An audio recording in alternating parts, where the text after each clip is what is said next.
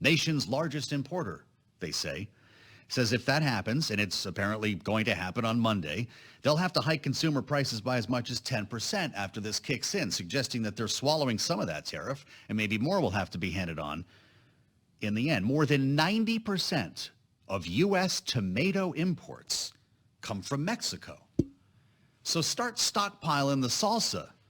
You might not want to do the tomato salad at the picnic later this summer. As the administration questions whether tariffs are inflationary, we might have our next case study here. This is the kind of thing I miss talking to Nathan Dean about. He's been gone for weeks. Bloomberg Intelligence Senior U.S. Policy Analyst back in the USA. Great to see you. Welcome back. We have to unpack a lot of stuff, but I want to start here with tariffs because that's been the big story this week with the letters going out. Now 50% copper, 35% on Canada just happened to drop out of the sky overnight. And yeah, that's the truth. This is the no caprese summer, apparently. What do you think about this? We're going to let this go into effect.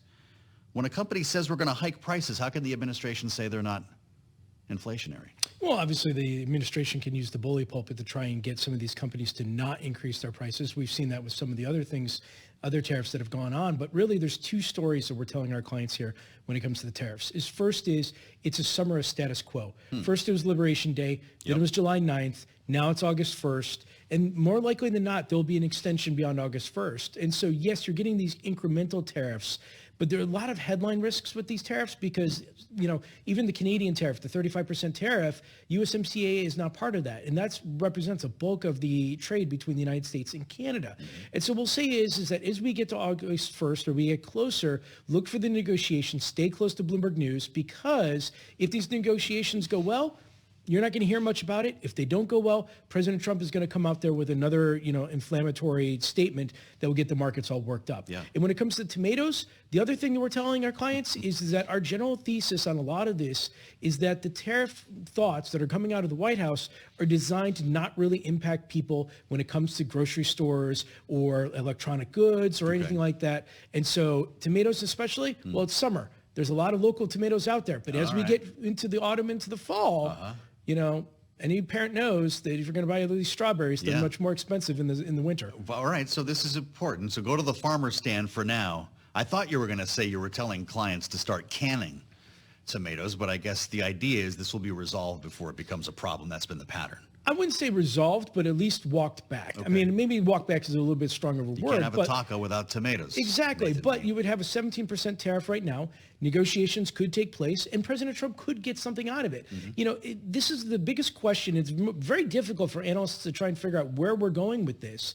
But the playbook since Liberation Day has always been an inflammatory statement, gets the market all riled up, and then all of a sudden there's a negotiation, there's a talking, there's maybe exemptions or anything like that. Yep. And the true end game, the true fears of the market have never taken place, hence the taco. Now, Treasury Secretary Scott Bessent was telling investors just this week, I wouldn't call it taco. He had something else that I wouldn't say on the air.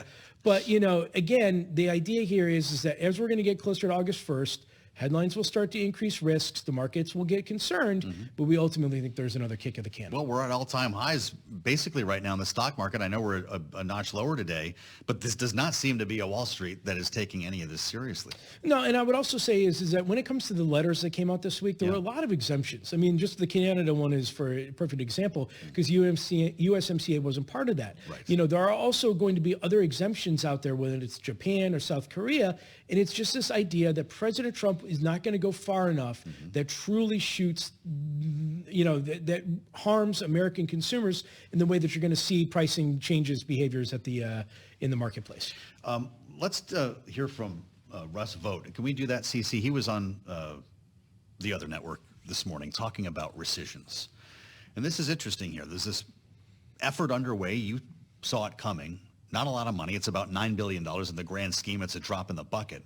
But this is money that was already approved by Congress, and Republicans also voted to approve. So Democrats are saying, hey, wait a minute. How do you think this works? We're not going to trust you in the future if you guys pass this. By the way, it's USAID funding. It's NPR PBS by way of the Corporation for Public Broadcasting. That's where the money's coming from, $9.4 billion. Here's what Russ Vogt said today at the White House. We have our first rescissions package up on Congress.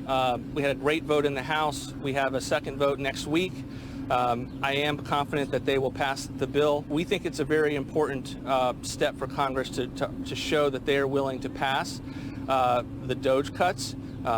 People say, why is it a $9 billion package? It's a $9 billion package because we want to see is Congress serious about that. Senator Kennedy has had some incredible floor speeches on this very issue. Is Congress serious about passing and making the DOGE cuts permanent, or are we going to have to continue to use our executive tools on that?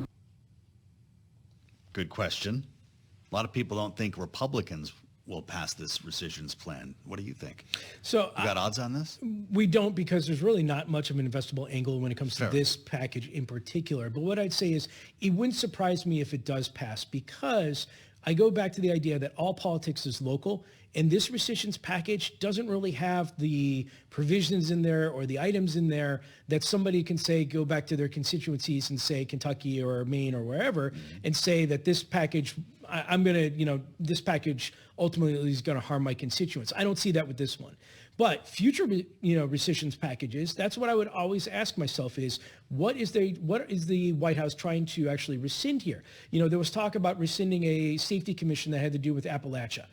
Several of the Republicans that came from West Virginia came out and said, no way. I've actually been fighting for this. And they were tweeting even just this morning saying, look, I'm going to protect this because this is something that impacts my constituents. Sure. So I would just say is that if you're looking at these rescission packages, look for the investable angle. And there certainly would be some there in the future if you're talking about energy sector and so forth like that. I think that's going to be in the next one. But also it's just say all politics is local. And what are they going to do? Because it's much easier to say, I'm going to vote something on a national level that's not going to impact my constituencies than it would be to impact the district when I go back home. Interesting. That's why we hear from Mike Rounds, for instance, about local radio stations, these local NPR stations that could be defunded here. They actually provide a lifeline to communities that don't have a commercial options, in rural areas where there's no market for that. And for a guy like me who comes from small market radio, that's the local dream factory. That's where you get the news. That's where you get the entertainment. And this might survive as a result, it sounds like, despite the aversion to NPR that Republicans have. Yeah, I would just say is that when it comes to this package in particular, I think in the Senate, obviously, there's probably, I'd say, about 15 Republican senators that really do not like the idea of going back and rescinding funding that they've already approved. But they also like the idea of retaining control of that process. Because the last thing they want to have happen is for the DOGE committee or the White House to come in and just say, look, we're going to impound the money, we're not going to spend it. And then next thing you know, you go to the courts, and regardless of what happens, it's taken out of the congressional hands and it's put into the executive branch and the judicial branch.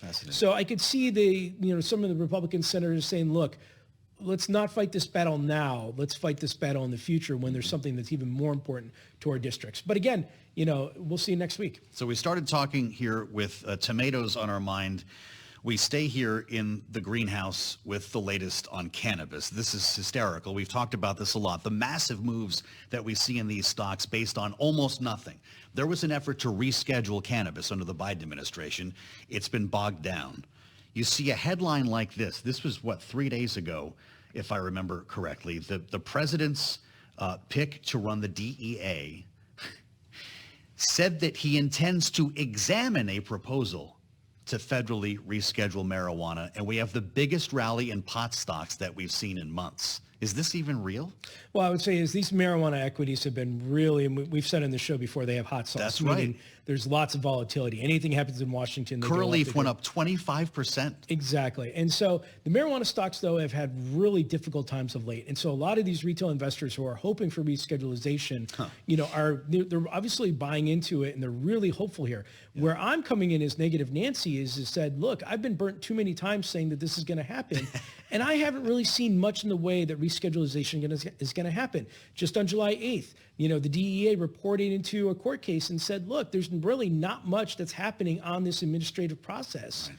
There's been nothing happening in 6 months. And when Terrence Cole hasn't even been confirmed yet, even though he says he plans to examine it, he's not a fan of it. His history suggests that he's not a fan of it. Right. And so the idea here is I think a lot of these retail investors who are really looking into this are hoping that President Trump or the MAGA crowd comes in and says, look, we're okay rescheduling. And I don't want to say it's not going to happen, but I would just say, let's pause, let's wait a minute, because marijuana is not the most important issue. And especially as we're getting into August recess, this most likely is going to get pushed to the end of this year. It sounds like this is also not an administration that seems to be in favor of legalization on any real level. I know the president danced around that in the campaign, but you've got states like Virginia still with a Republican governor moving forward with full-on retail, adult use, whatever you call it, marijuana sales. Despite that, will those states run into trouble here in our remaining moment? I don't think so. I mean, obviously, this is where the marijuana investors come back at me and they say, look, it's going to happen never. And I don't disagree. I do think marijuana legalization is going to happen.